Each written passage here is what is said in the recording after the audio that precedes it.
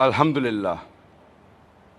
Wassalatu wassalam ala rasulillah wa ala ali wa sahbihi ajmain. Amma ba'd. A'udhu billahi minash shaitanir rajim. Bismillahir rahmanir rahim. Assal-mo-alaikum wa rahmatullahi wa barakatuh.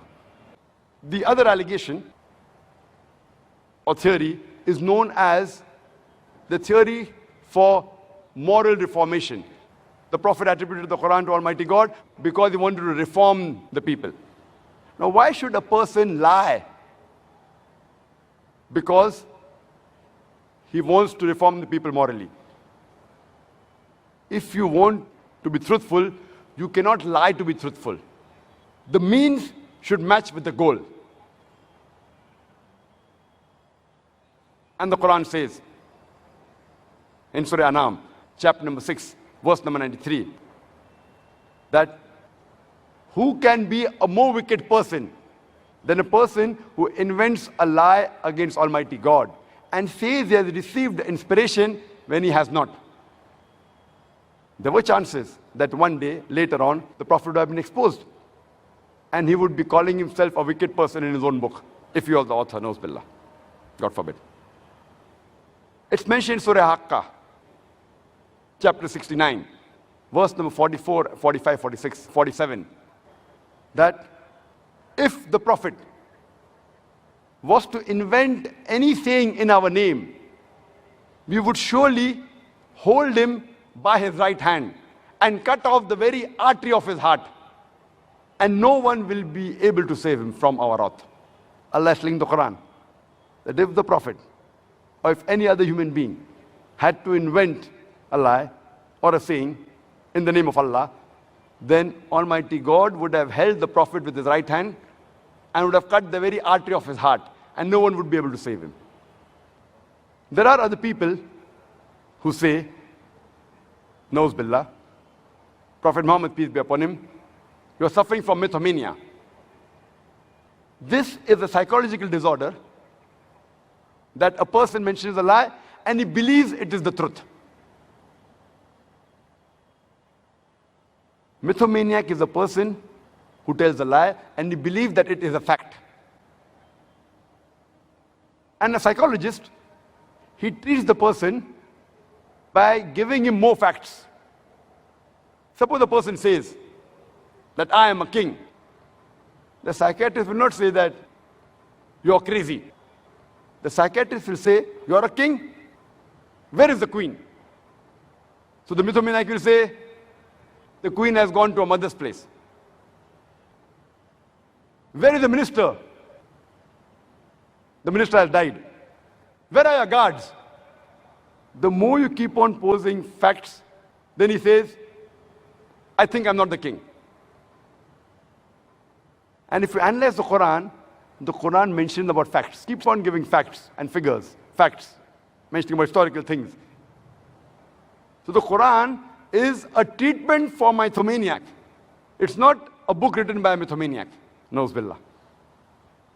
Furthermore, there are some critics who say, and they believe in the religious illusion theory, saying that Prophet Muhammad, peace be upon him, he wrote the Quran from his knowledge, from his experience, from various events and surroundings, without knowing that he was actually the author of the Quran.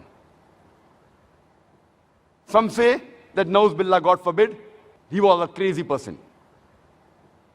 Now, no person who has an illusion or no person who's crazy can be so firm and accurate constantly for a period of 22.5 years. The Quran wasn't revealed in one shot or in one day or at one moment. It was revealed over a period of 22.5 years. No person who has an illusion or has a visionary can be so constant for a period of 22.5 years.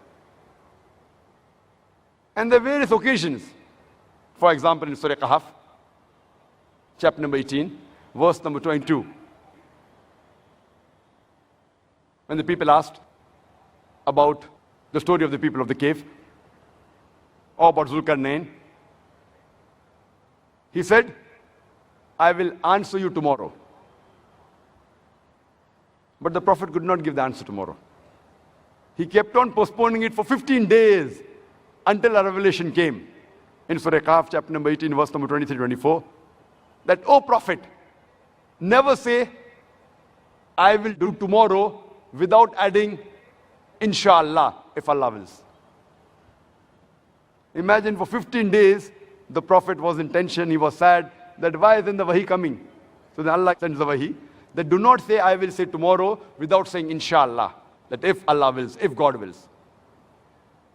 And if he wrote it from his mind, he would have immediately given the answer or given the answer next day. So because there was a delay, many people accepted Islam and they realized that this cannot be a handiwork of a human being. It has to be a revelation. And that verse is included even today in the Quran. If a person who writes the Quran, why should he mention such a verse in the Quran? Indicating that Prophet Muhammad, peace be upon him, was not crazy and he had no illusion. There are another group of people who say the Prophet was crazy. Then we prove him. How can he be crazy? Then they say no, that he was a liar. And we prove he's not a liar. Then they say he was both. A person can either be crazy or a liar, but he can never be both. Because a crazy person, when you ask him a question, he immediately gives a reply whether logical or not. A liar will think and try and give an answer which is correct. So both are contradicting. And we know that the Prophet was neither of the three. Neither crazy, neither liar, neither both. So surely, with all these replies, we can surely realize that Prophet Muhammad, peace be upon him, he was not the author of the Quran. Let's discuss the second category, that the Prophet, he learnt it from other sources, or he copied or plagiarized from the other religious scriptures. There are various allegations made by non-Muslims and the critics of Islam that the Prophet, he learned the Quran from a Roman blacksmith who was just living in the outskirts of Makkah.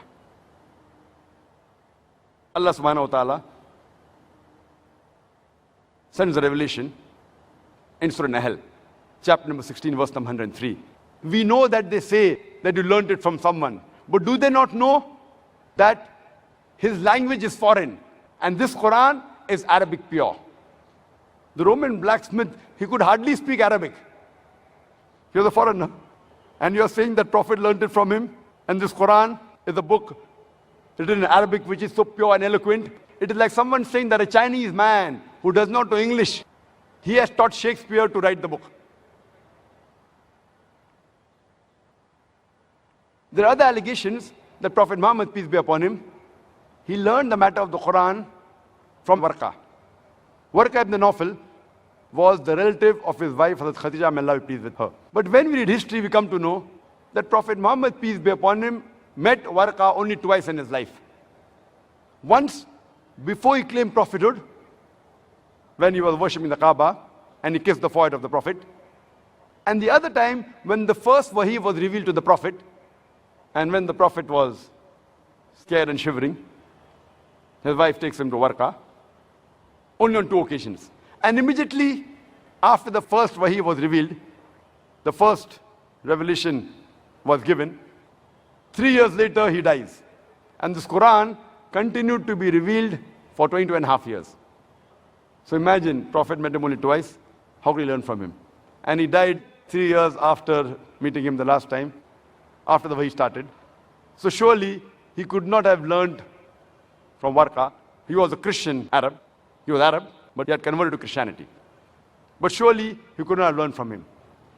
There are some people who say that the Prophet, he learned about the Quran from the Jews and Christians when he spent time with them. We know that the Prophet gave dawah to the Jews and Christians after going to Medina, 13 years after the revelation started.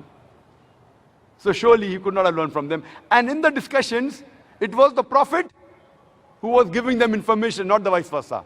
And many of the people who he discussed with, many of them accepted Islam. So it was the Prophet who was helping them, not they were helping Prophet. Furthermore, some people say that maybe learn from people outside Arabia. And we know that Prophet Muhammad, peace be upon him, he went outside Makkah before claiming prophethood only thrice. Once to Medina, at the age of 6. Second time, between the age of 9 and 11, he goes along with his uncle to Syria for a business trip. And he goes at the age of 25 to Syria when he takes the caravan of Hazrat Khadija, may Allah be pleased with her.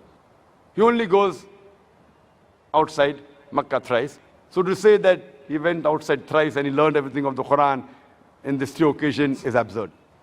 Furthermore, we realize it's illogical that the Prophet could have learned from somebody else because he was so busy. He was always surrounded by the people. He was always kept busy by the people meeting him, so much so that the Quran says that give the Prophet a rest. So if he met some people, surely this thing would have been exposed in history. And the enemies of the Prophet were always keeping a watch on him. If he really met someone secretly, surely he would have been exposed. Furthermore, one historical fact that the Prophet was illiterate is sufficient to dispel all these theories that he copied from somewhere else. And Allah says in the Quran, in Surah Ankabut, chapter number 29, verse number 48, that you were not able to recite any book before this book came, nor were you able to transcribe any other book before this. Or else, the talkers of vanity would have doubted. That means, Almighty God, who has all the wisdom, he knew that people will allege that this Quran has been written by the Prophet. So, he saw to it that the last and final messenger, Prophet Muhammad, peace be upon him, was an illiterate, was ummi, not even giving a point to the critics, which is hardly big enough to even hang a fly.